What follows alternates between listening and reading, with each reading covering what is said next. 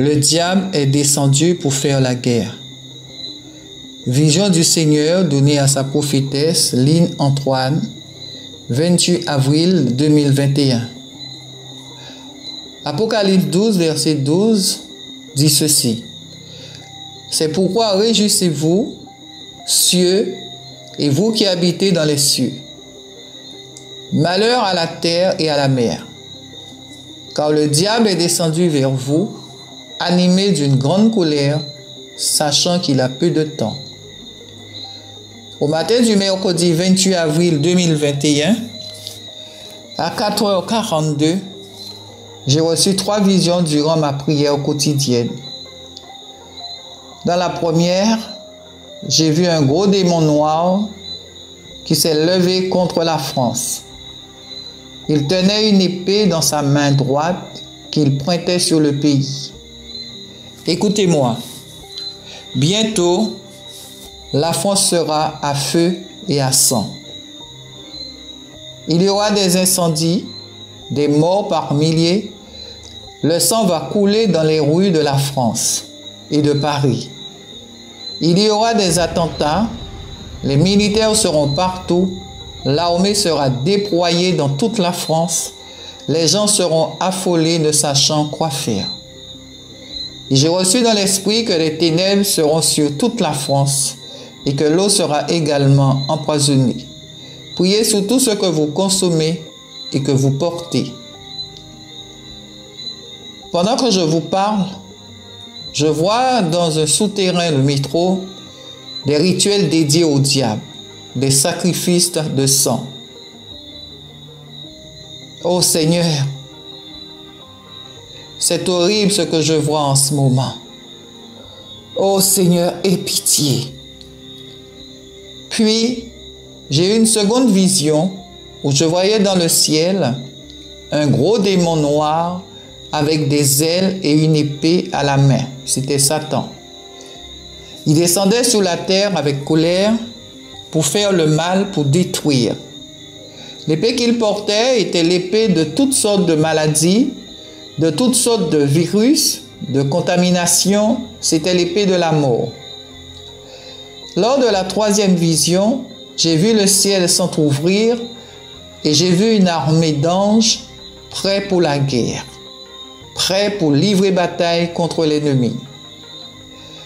C'est la deuxième fois que j'ai cette vision-ci.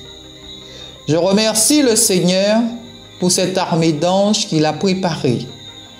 Mais comprenez que ce n'est pas parce que le Seigneur a préparé son armée d'anges pour livrer bataille contre l'ennemi sur la terre qu'il faut s'imaginer que nous pouvons mener notre vie tranquillement, comme nous le voulons, sans rien y changer, car ce n'est pas ce que Dieu attend de nous. Dieu nous demande de nous repentir, de nous sanctifier, d'être dans l'obéissance et de nous préparer à ce qui vient. Et il va livrer bataille pour nous.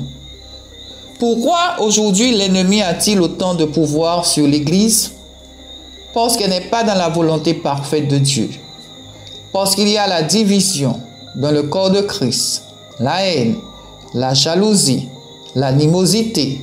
Le corps de Christ est très malade. Et le Seigneur est triste et pleure sur son Église. Il est vraiment triste de voir que même entre frères et sœurs, serviteurs et servantes, il y a tellement de querelles, de mots, d'incompréhensions, de murmures, de vaines discussions et revendications, chacun s'imaginant plus sage et plus intelligent que l'autre. Nous pouvons constater chaque jour ce spectacle déplorable dans certaines assemblées et en particulier sur les réseaux sociaux et les commentaires. Il y a des rivalités, du jugement, de l'incrédulité, de la jalousie par rapport à l'appel d'un tel ou d'un tel. Mais laissez-moi vous dire quelque chose. À chacun son appel. Chacun de nous devrait rester dans son appel et non envier l'autre en disant en son cœur pourquoi lui ou elle et pas moi. Dieu fait ce qu'il veut. Certainement que ton heure n'est pas encore arrivée. mais sois patient, elle arrivera. Si Dieu t'a appelé dans une œuvre, cela se fera. Mais commence par examiner d'abord l'état de ton cœur. Car aujourd'hui, le monde est si corrompu par l'adversaire et les gens sont tellement perdus qu'il est malheureusement de plus en plus difficile de faire confiance à un frère ou une sœur. Bien souvent, nous ne savons pas à qui nous avons réellement affaire, puisque tellement disent être chrétiens, mais beaucoup servent le diable et se déguisent en chrétiens.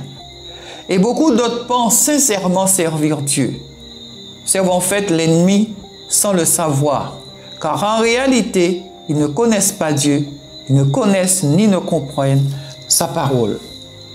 Ils se sont créés une fausse idée de Dieu à cause de religions, de fausses doctrines, de traditions, l'ignorance étant donc le facteur commun. Ils ont ainsi créé un Dieu qui ne serait qu'amour et jamais colère ni jugement. Et en fait un Dieu injuste, car ils oublient qu'il n'y a pas de justice sans jugement. Pour d'autres, le salut serait définitivement acquis.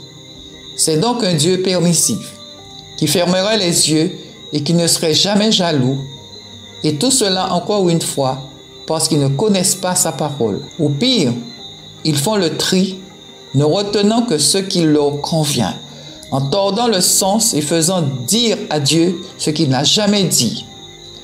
Ainsi, ils sont devenus les premiers à tuer par leur langue les serviteurs du Seigneur, rejetant toute parole et avertissement véritable de Dieu, au nom du faux Dieu d'amour inspiré par les mensonges de l'ennemi. Comme ce fut le cas en toute époque depuis Noé, car il n'y a rien de nouveau sous le soleil. Et force est de constater que l'homme n'en a toujours tiré aucune leçon, car il est si lent à la compréhension. Que le Seigneur ouvre donc les yeux de ses enfants égarés, qui sont séduits par les mensonges de l'ennemi, et de ses vrais enfants, de ses serviteurs et servantes, afin de pouvoir discerner qui sont Jézabel, la sirène des eaux, et qui est l'agent du diable dans son église. Rappelez-vous que de prier et de jeûner n'a aucun effet si c'est fait pour de mauvaises raisons, qu'elles soient culturelles, par obligation ou pour se donner bonne conscience de notre mauvaise conduite. Non. Ce qui est agréable aux yeux de Dieu, c'est celui qui agit dans sa vie avec droiture, amour, humilité et qui obéit à sa volonté et ses préceptes avant tout. C'est celui qui recherche une véritable relation personnelle en esprit et en vérité avec son Père qui est dans le ciel. Et là seulement, ses prières et ses jeûnes prennent effet. Voir Zacharie 7, versets 5 à 9. La Bible dit dans Luc 21, verset 36, « Veillez donc et priez en tout temps. » Alors, faisons partie de ceux qui suivent cette parole et s'y attachent. Que Dieu vous bénisse et que l'onction de délivrance, de guérison et de restauration coule sur ceux qui en ont besoin. Shalom.